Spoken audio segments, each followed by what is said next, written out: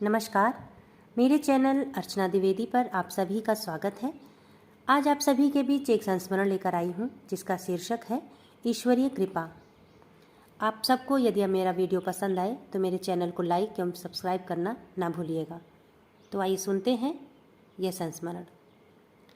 कभी कभी जीवन में कुछ ऐसा घटित हो जाता है जिससे हमें यह अनुभव होता है कि यदि सच्चे हृदय से कोई कार्य किया जाए तो वह अवश्य पूर्ण होता है, फिर चाहे वह ईश्वर को बुलाने का ही क्यों न हो। बात नवंबर 2004 की है। मुझे और मेरे छोटे भाई को ट्रेन द्वारा घर जाना था। शाम की ट्रेन थी। हम दोनों टिकट लेकर उचित स्थान देखकर डिब्बे में बैठ गए। यूँ तो हमारा मूल स्टेशन मात्र 25 किलोमीटर की दूरी पर था, परंतु कई क्रॉसिंग के बाद ट्रेन करीब रात के 7:30 बजे हमारी यात्रा के अंतिम पड़ाव पर पहुंची। संयोगवश वहाँ भी क्रॉसिंग थी। सामने से आने वाली ट्रेन पहले प्लेटफॉर्म पर रुकी थी, इसलिए ट्रेन दूसरे प्लेटफॉर्म पर रुकी। हमें मजबूरीवश ट्रेन के विपरीत दिशा में उतरना पड़ा। सर्दी का मौसम था। कोहरे ने चारों तरफ अपनी धुंधली चादर फैला रखी थी। दूर दूर तक रोशनी के नाम पर सिर्फ स्टेशन की पीली लाइट जल रही थी। घने अंधेरे में कुछ दिखाई नहीं दे रहा था। न मोबाइल न टॉर्च, कुछ भी नहीं था हमारे पास। क्योंकि स्टेशन पर रुकने वाली गाड़ियों की संख्या बहुत कम थी, इसलिए उतरने वाले यात्रियों की संख्या भी गिनी चुनी ही थी। हम दोनों ट्रेन के जाने से पहले ही बिना कुछ सोचे समझे आगे इंजन की तरफ बढ़ गए।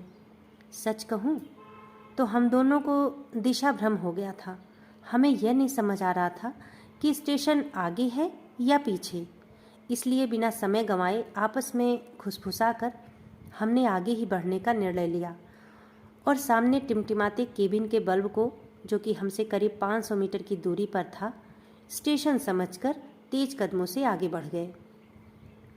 याद करके मन भय से कांप उठता है कि घनी अंधेरी सर्द रात जब पशु पक्षी तक अपने अपने घरों में दुबके हुए थे, कोहरे की घनी परत, कंपकपाती शीतलहर में भी किसी अनहोनी की आशंका से हम दोनों के चेहरे पर भय की बूंदें बिखर गई थीं। कोई सहारा नहीं दिख रहा था एक उम्मीद के सिवा, और वह उम्मीद थी मेरे बजरंगबली। माँ अक्सर कहा करती थी, कभी कोई मुसीबत हो तो वीर बजरंगी का नाम लेने से संकट दूर हो जाता है। मैंने अपने भाई का हाथ मजबूती से पकड़ा और कहा, डरो मत, सब अच्छा होगा। सिर्फ बजरंगबली को याद करो और ईश्वर से मदद मांगने की पुकार करो।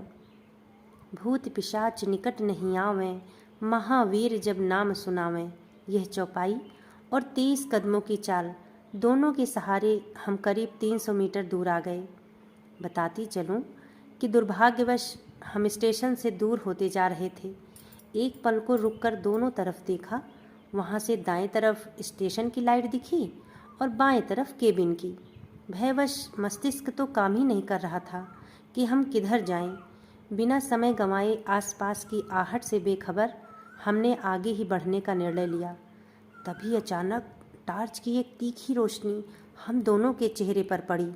आवाज़ आई, कहाँ जाना है? हमें तो काटो खून नहीं। अब क्या होगा? कौन है ये? क्या चाहता है हमसे? कई सवालों के बीच मुंह से सिर्फ एक आवाज़ निकली, स्टेशन। अंधेरे में ना तो चेहरा दिखा ना ही कद काठी, पर आवाज़ से अंदाज़ा हुआ कोई हट्टा कट्टा नौजवान व्यक्ति ही होगा। तुम दोनों गलत दिशा में जा रहे हो। स्टेशन तो काफ़ी पीछे छूट गया है। आओ, मैं तुम दोनों को स्टेशन तक छोड़ देता हूँ। उस व्यक्ति ने कहा। मरती क्या न करती, किसी अनजाने पर यकीन करना ठीक तो नहीं लग रहा था। फिर भी हनुमान जी का नाम लेकर हम दोनों उसके पीछे चल दिए। स्टेशन पर पहुंचकर स्टेशन मास्टर के कक्ष की ओर इशारा करके बिना कुछ बोले ही वह व्यक्ति आगे बढ़ गया। हम तो इतना डर गए थे कि उसे धन्यवाद भी ना कह सके। वह व्यक्ति कोहरे के घने अंधेरे में कहीं गुम हो गया। कक्ष की ओर बढ़ते ही पापा की आवाज़ कानों में पड़ी तो ऐसा लगा मानो घंटों की मूर्छा के बाद अचानक ही होश आया हो।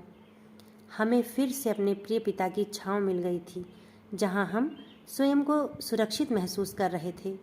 उस घटना के बाद मुझे पूर्ण विश्वास हो गया कि जैसे सूरज, चाँद, सितारे अटल सत्य हैं, वैसे ही ईश्वर का अस्तित्व भी सत्य है।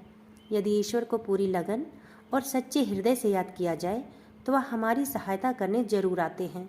सबसे बड़ी बात कि एक पिता का सानिध्य दुनिया का सबसे सुरक्षित स्थान है, जो मुझे उस दिन एहसास हुआ।